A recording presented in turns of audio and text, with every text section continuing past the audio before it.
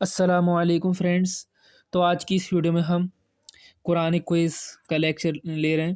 تو اس میں سوال ہے پہلا، اور یہ جو میں سمجھا رہا ہوں آپ کو یہاں پر، اس کو آپ نوٹ کر لیں، اس کا اسکرین شاٹ لے لیں، تاکہ جب بھی آپ کوئی کوئز میں حصہ لیں تو یہ جو ہے آپ کے بہت کام آئیں گے۔ چلیے، پہلا سوال جو ہے، نزول کے اعتبار سے سورہ فاتحہ کون سے نمبر پہ ہے؟ تو جواب ہے 5ویں نمبر پہ ہے۔ تو سورہ فاتحہ کا نزول کب ہوا تھا؟ پہلے دیکھیے کون سی صورت ہوئی تھی؟ سورہ علق ہوئی تھی، اس کے بعد دوسری صورت ہوئی تھی، اس کے بعد تو 5ویں نمبر پہ جو ہے سورہ فاتحہ نازل ہوئی تھی۔ اسی طریقے سے دوسرا سوال آ سکتا ہے کہ سورہ بقرہ کی کون سی آیات معراج کے موقع پر نازل ہوئیں؟ تو سورہ بقرہ کی آخری 10 آیتیں، ٹھیک ہے، یہ ہے للہ ما فی السماوات و ما فی الارض، آپ دیکھ سکتے ہیں وہاں جا کر۔ تو جو آخری آیات ہیں وہ جو ہے معراج کے موقع پر نازل ہوئیں۔ اگلا سوال جو آ سکتا ہے کہ نساء کا کیا معنی ہے نا؟ نساء کے معنی عورتیں، یہ سورہ نساء ہے تو اس کے معنی جو عورت کے ہیں۔ اس طریقے سے جو ہے اگلا سوال آ سکتا ہے کہ عورتوں کے زیادہ تر مسائل کن صورتوں میں بیان ہوئے ہیں؟ تو زیادہ تر جو مسائل ہیں عورتوں کے وہ اس صورت میں ہے، سورہ نساء میں ہے، سورہ طلاق میں ہے، سورہ نور میں ہے۔ یہ 3 صورتیں ایسی ہیں کہ جن کے آپ معنی پڑھ سکتے ہیں۔ ان کے معنی میں کیا زیادہ تر جو ہے عورتوں کے مسائل بیان کیے گئے ہیں۔ کوئی پوچھے کون سی صورتیں، تو آپ بتا دیں یہ ہیں سورہ نساء، سورہ طلاق، سورہ نور۔ اس کے بعد جو ہے 5واں سوال یہ ہے کہ رسول اکرم صلی اللہ علیہ وسلم جب اپنی اونٹنی قصوہ پر سوار تھے تو اس وقت کون سی سورہ نازل ہوئی؟ تو سورہ انعام، ٹھیک ہے، سورہ انعام یہ آپ کو مل جائے گی 7ویں پارے میں، آپ کو مل جائے گی۔ یہ سورہ نازل ہوئی تھی جب عربی اکرم صلی اللہ علیہ وسلم اپنی اونٹنی قصوہ پر سوار تھے۔ اس کے بعد جو ہے اگلا سوال جو ہے، ذوالقرنین کا قصہ کس سورہ میں ہے؟ تو ذوالقرنین کا جو قصہ ہے وہ سورہ کہف میں ہے، ٹھیک، سورہ کہف، یہ دیکھ لیجئے گا، سورہ کہف یہ 15ویں پارے میں آپ کو مل جائے گی۔ ذوالقرنین کا یہ اس کے بارے میں پورا واقعہ ہے۔ اگلا سوال جو ہے کہ حضرت جعفر طیار نے حبشہ کے حکمران نجاشی کے سامنے کس سورہ کی آیت تلاوت کی تھی؟ سورہ مریم کی، ٹھیک ہے۔ جو ایک حبشہ کے جو ایک حکمران تھے نجاشی، جو کفار مکہ کی وجہ سے، جب کفار مکہ نے جو ہے جینا دوبھر کر دیا تھا مسلمانوں کا، تو نبی صلی اللہ علیہ وسلم کیا ہوا، اللہ تعالیٰ کے حکم کے مطابق ہجرت کی، کچھ مسلمان وہاں گئے حبشہ میں، ٹھیک ہے۔ تو وہاں جا کے جو جعفر طیار تھے انہوں نے جو آیت تلاوت کی تھی وہ سورہ مریم کی تلاوت کی تھی، جس کو پڑھنے کے بعد کیا ہو گیا تھا، وہ بادشاہ کو پتہ لگ گیا تھا کہ جو نبی صلی اللہ علیہ وسلم کے بارے میں پورے طریقے سے پتہ لگ گیا تھا، ٹھیک ہے، کہ وہ آ گئے ہیں، اللہ کے سچے نبی ہیں۔ اگلا سوال ہے کہ سورہ حج کب نازل ہوئی؟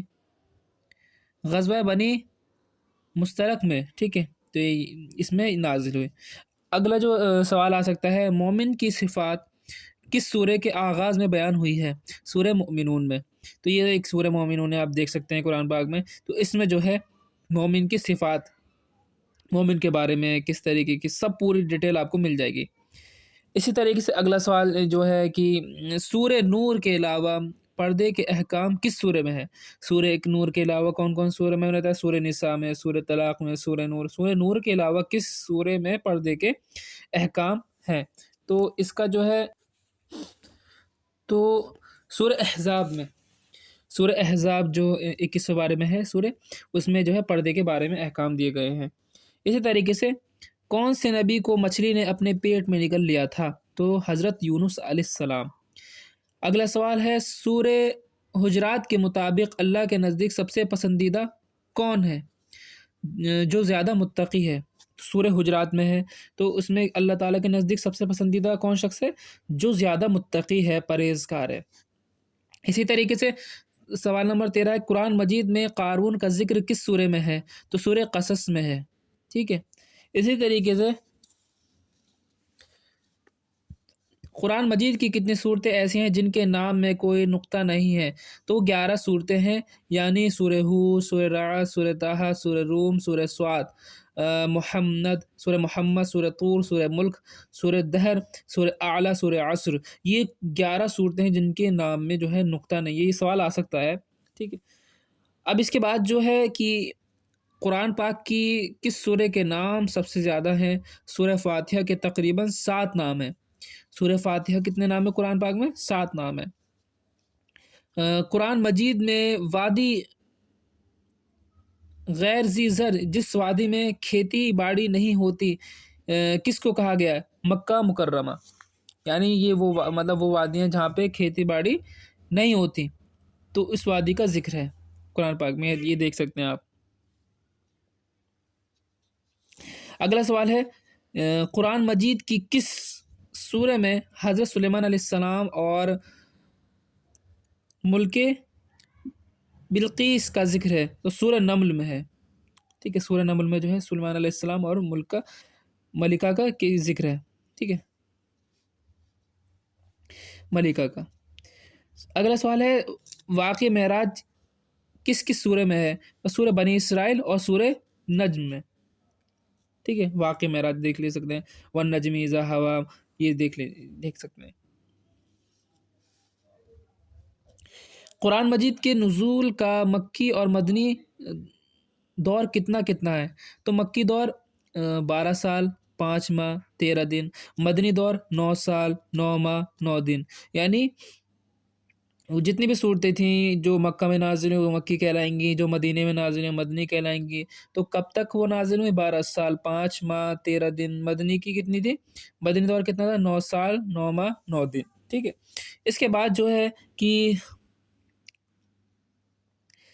قرآن مجید کی پہلی اور دوسری وحی کے درمیان کتنا وقفہ تھا، کتنا ٹائم تھا پہلی اور دوسری وحی کے درمیان، اور اس وقفہ کو کیا کہتے ہیں؟ تو 6 ماہ کا وقفہ تھا، اور اس کو زمانہ کیا کہتے ہیں؟ اس میں لکھ سکتے ہیں،